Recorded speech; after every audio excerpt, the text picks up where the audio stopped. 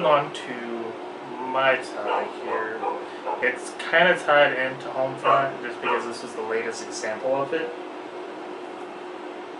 Is post-game patches worth the hassle? Not if your whole development sucks. Like, it's beginning to be just a crutch for developers. Like, it is. Like, and I can understand, yeah, this game has been through hell. It's been through development hell. Yeah. Like, through Crytek and then all the whole being foreclosed and just like, it probably switched hands a lot. And then Dambuster Studios gets it, and then it's like, okay, this wasn't the studio that, was going to make it. And they had to do all this other stuff. And I guarantee you, Deep Silver is probably hounding them to get this game out. So it's like, I don't blame the developers as much as the publisher. Right. Because the publisher probably forced them to fucking launch that game. Oh, yeah. Because I guarantee you the developers knew going in that this was going to be an issue. And that this was going to happen. And now they're kind of playing catch up with all these freaking patches. Yeah. Which, that's why I loved games back before this. Because when you got a game, that was it. There was no patches. There was no nothing. The game had better work, or else it was just a done game. Yeah, dead on arrival. Like, and then that would affect sales going forward. Be like, okay, well this game doesn't work, and I don't know if I'm going to get this next one. Yeah. There was no posts like patch that you can do and like completely fix it. Right. So it's like now publishers are kind of using that as like a kind of get out of jail free card. It's like, okay, we're going to launch a bad game. But then, they'll eventually fix it. So we're pretty much we're buying a game in beta. Yeah. Or alpha, depending on how bad the game is, which, but at Homefront, it's pretty much an alpha. Like, and that's the thing, like, it's so bad. And like, when it first came out, I'm like, okay, I loaded it up. Noticed right away, even in the loading screen. And then I'm like, oh crap. Like that was like my first reaction. I'm like, oh crap, because you can see like the people moving, you can kind of see the frame rate just hiccup a little bit, and I'm like, oh, I'm not gonna like this. And then you get in, and then it's just like all this crap's happening, and you're just like, wow, this is bad. Like, it's bad. And then just anytime there's a big set piece or any big moment in that game, it's just the frame rate goes so down. And then on top of that, when it autosaves, which it does frequently, the game pretty much freezes because of the frame rate. It goes to 0. Oh my god. It goes to 0 and you can't do anything. Oh, so you better not be battling somebody when this autosave kicks in, or else you're like, oh crap, am I going to be dead? Am I going to be almost dead? What's going to happen? Jesus. There was times where it froze, and then I had like maybe one person. And then after it got done, there was like at least 4 or 5 people on me. Wow. Because the game was still running, and I was just like, oh, great, that sucks.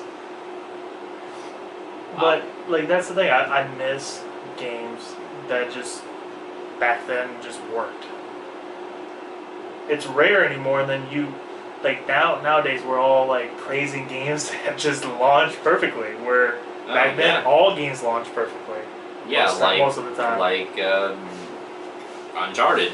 Yeah, like Uncharted. Like Uncharted was just... There's nothing wrong with perfect. that game. The game's perfect. Like, just completely perfect. And it's like, we're praising that it's doing that work, which it should just launch perfectly. Like, developers and like publishers just wait until the game's finished. Yeah. That's why I appreciate like first-party games. Oh god, yeah. Yeah, that's why I do like first-party games, because they know... Like, okay, this is their game. We're just gonna hold it back until it's finished. Yeah, it's funny every time. You should talk to like a Nintendo fanboy. Like, I'm not a Nintendo fan, but I love Nintendo, but I'm definitely not a Nintendo like fanboy. Yeah. But if you talk to like a fanboy about like, good God, about like a game being broken at launch or something, they're just like, play a Nintendo game, and that's annoying, but at the same time, they're fucking right. Like, those games are Nintendo perfects every single one of their games. There isn't any problems with any Mario game, any Zelda game, any Mario Kart, like... Yeah, and that's the thing. I've never heard of a bad Nintendo game that launched. I have Bayonetta 2, and it's amazing. I still so wanted to play Bayonetta 2. It's so awesome. I heard, like, I really want to play Bayonetta 2. Like, I had a Wii U before they even announced it, and then when they announced it, I was like, oh, it's like, yes, this is the reason. I'm in the minority. Yes. Like, I liked the first one. Like, I was so upset when it was so, just like, it's only coming to Wii U. I love the over-the-top hack and slash. It's awesome. I want more games like that. Yes. Come on. Fucking Devil May Cry. Make it fucking happen, why don't you, please? I like DMC. It is now off the wall. It is definitely what I was talking about. Crap. That was a complete mess. Shit. Games being perfect on release. Oh, Nintendo games. Oh yeah, we being were talking about perfect, Nintendo and games. Bayonetta 2. Yes. Oh yeah, and then I was talking about DMC. Because I loved DMC. Everybody fucking hated. I loved it. Like, I liked it. I liked the character. That's why I liked the whole story. Like, that's why I can't stand some fans of games having ass backward. Like, just be a fan of the game. I get it. You don't like some of the changes because you're a huge fan of the series, but just be a fan of the game. People are being hypocritical about it though at the same time. Because remember, Devil May Cry 4. Okay? Right. Remember that game came out, everybody's like, oh, this is stupid. They need to completely redo Devil May Cry. Blah, blah, blah, blah, blah. Right. Yeah, and then DMC comes out. A great game. Story fucking fantastic. Combat from Ninja Theory, fluid. yeah. Yeah, from Ninja Theory. They had fluid fucking combat. Like, the combat was so awesome in that game. Story Really was good. great. Really good. Leaves it on a cliffhanger to be like, oh shit. And then you get the white hair. Fucktards. It was kind of him growing into being the actual Dante. Like, he's People got young. mad because it was like, oh, he's got black hair. That's not Dante. Have you played the fucking game? That's what I told Glenn before, because he's just like, because he didn't know that he ends up having white hair. And I'm like, Glenn, have you played the fucking game? He's like, no. I'm like, stop fucking talking shit about it. I'm like, until you experience the story, it's a fucking origin story. DMC is an origin story. Building up until, he's having the face-off with Virgil. Spoiler alert if you haven't fucking played it. Who fucking cares? Virgil's a good guy, and then he's an asshole. I had to feel like obviously that was going to happen, but it was a cool lead-up, Yeah, that's why sometimes I like playing prequels of games series that I'm like that are long-running series, and then you play a prequel because it's like you'll see characters in a different light, and then you're just like, oh man, what happened? Like, why is he an asshole in future games? Yeah. Like, it was so fucking good. But then that game comes out and everybody's like, oh, we liked Devil May Cry 4. Why didn't you do a sequel from that?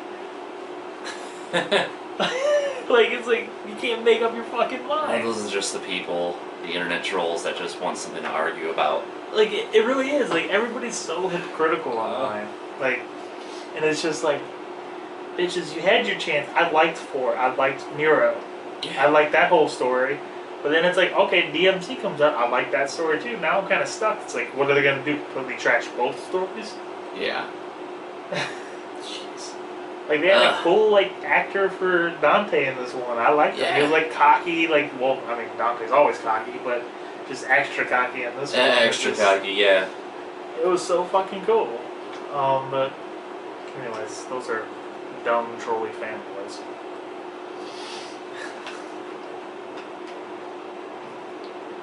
But anyways, yes, Nintendo definitely does it well. Just never had a problem with any of their games. Other than I suck at half of them. Other than the original Wii is pissing me off with motion. I